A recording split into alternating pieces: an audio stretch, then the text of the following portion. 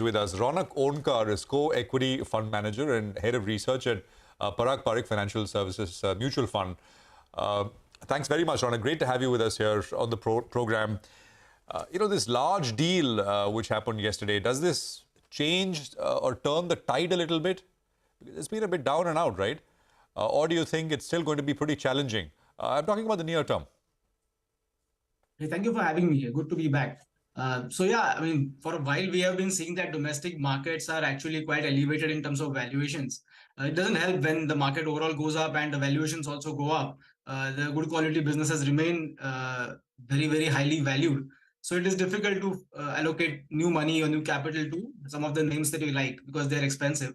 At the same time, the existing companies that we own, they still are trading at reasonable multiples, and we continue to add them in the portfolio.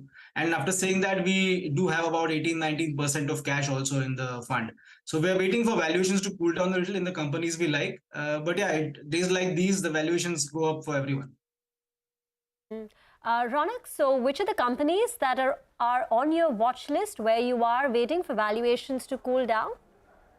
Oh, so we have a very long coverage universe. So it will be consumer names which we have been liking for a very long time. Give us a few names. Give us a few names which are close to value zone. Yeah. So see, what we have been adding in the portfolio are private sector banks and some of the IT names where we already have our positions.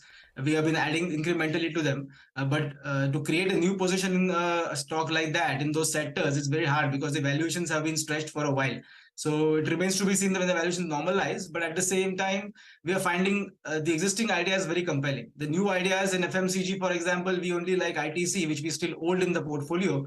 But the ideas like HUL or other good quality FMCG names have been out of reach because of valuations. So we track a lot of companies, but we are very selective when it comes to paying the right price. Parag, hi, good afternoon, Surabhi here. If I look at the January fact sheet, I think you were sitting on about 15% cash levels, if I'm not mistaken. I'm talking about the Flexi Cap fund, that is. Is that still the same, or have you used this lull in February to deploy some of that money? So we deployed some of that money, but the cash position will be, what you see is the cash position. And plus, if you add arbitrage to it, it will be about 18-19% of cash holding. So we have deployed to some extent. We have also added some new funds. Clients have given us some more money. So we added where we have positions in the portfolio, but no new ideas have been added. Okay. Hi, Raunak. Some of those PSUs, when no one was looking at it, you all went in and picked them up. Coal India, NMDC. That NMDC special situation is over, or you're still playing for maybe a divestment? Yeah, so we are waiting for the announcement to happen when the divestment will actually happen. We don't know when. The situation has played out. The other PSUs, again, there is some runway ahead of them for them to perform better in terms of numbers. We are not good at market timing. So we basically find these companies to be reasonably valued. We can still hold on to them. Some very interesting holdings, obviously, in the Flexi Cap portfolio. ITC, I don't know your average cost price, but I know you bought it a while back. So I'm sure you're pretty happy with that one. There's also IEX. Just your thoughts on the power space. I mean, you have this power exchange name over here. How else are you looking at some of these names? Because we know about, the power situation, peak demand. And if I can extend that, capital goods is the one area of the market where, a lot of people are pretty convinced. Are you?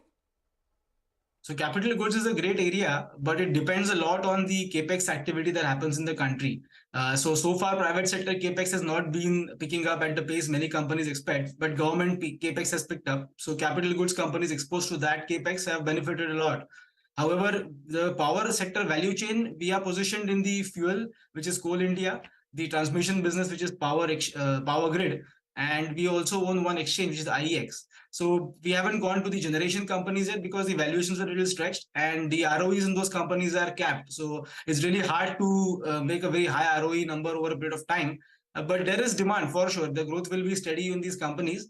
These are again cash generating businesses. They pay out a lot. And in case of IEX, it's a market platform. So it's a fee-based business. Of course, competition is coming in, but it remains to be seen how you can dislodge a player which has such strong network effects already in place. You also have a holding in names like Cipla, and very recently there was news about that Form 483 US FDA issues at their Pithampur unit, which is very integral to their overall operations. It contributes significantly to the revenues and EBITDA. Did you use the decline in Cipla to buy more of Cipla, or are you a bit concerned about what came out on the US FDA front? So if you see the entire pharma positions that we have in the portfolio, it's about 5% of the fund. We have a basket of pharma companies for that very reason, because it's becoming very hard for pinpointing which one pharma company will do well.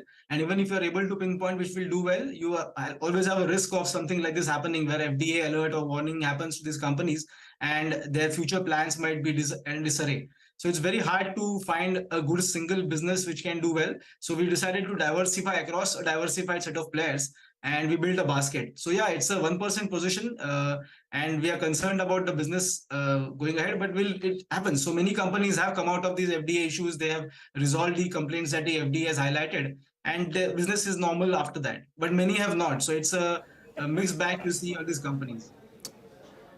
Raunak, what about ITC? Done very well for you. Still some way to go on the upside?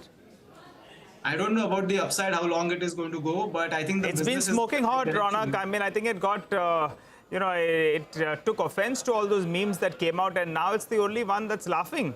I mean, you're still holding on to the entire sum that you'll have, or do you think that it's now reaching that stage where, in fact, you're going to take your foot off the pedal? We are holding on to it. We have not added to it recently. But business trajectory is the same. So we like that the company is trending in the right direction in terms of profitability and cash flows and payouts that the company keeps paying out. So it's okay. It's not very, very expensive.